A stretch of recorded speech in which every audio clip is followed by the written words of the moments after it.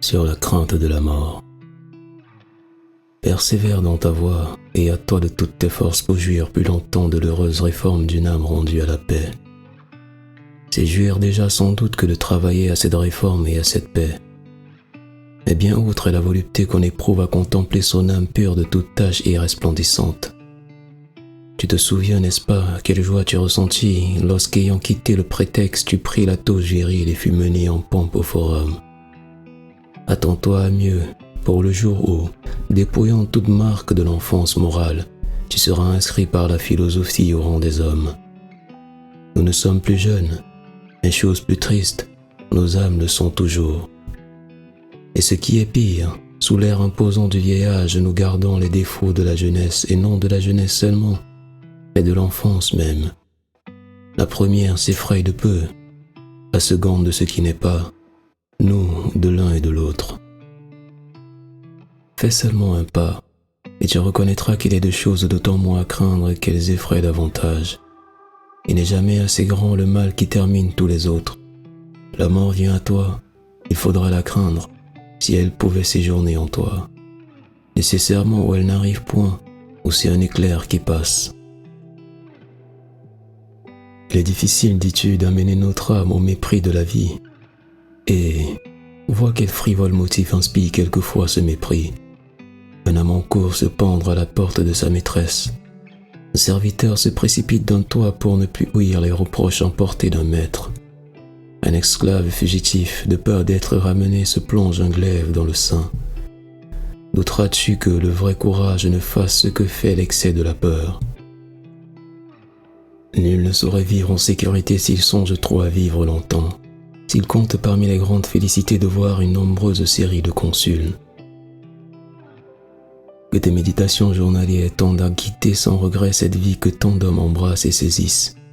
Comme le malheureux qu'entraîne un torrent s'accroche aux ronces et aux pointes des rochers.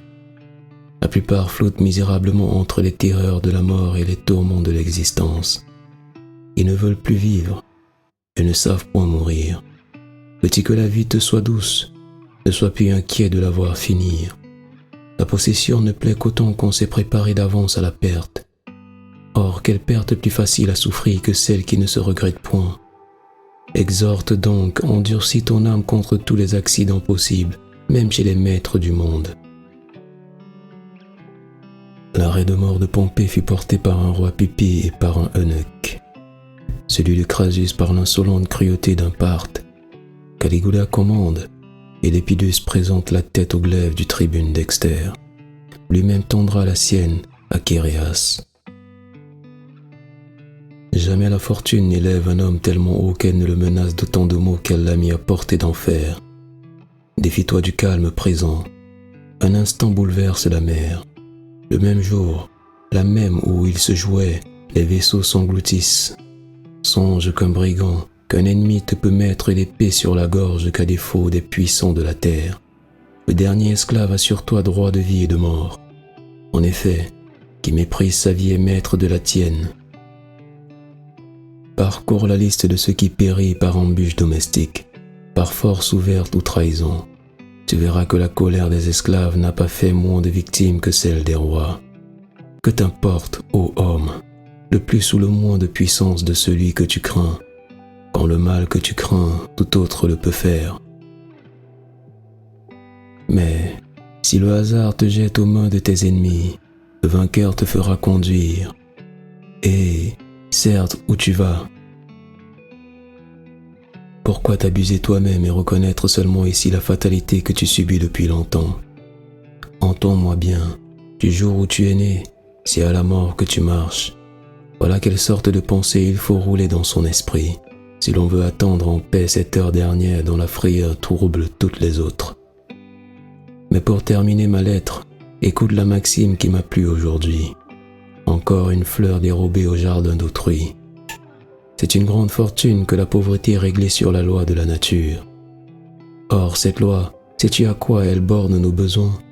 À ne point pâtir de la faim, de la soif, du froid.